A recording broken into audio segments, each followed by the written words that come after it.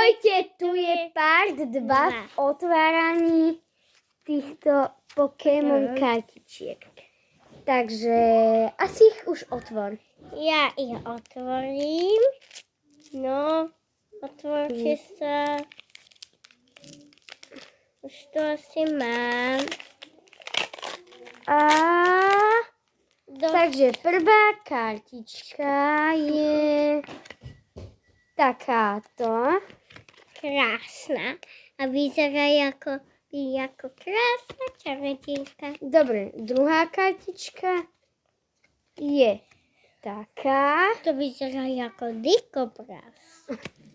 Tretia kartička je to je taká. To je had.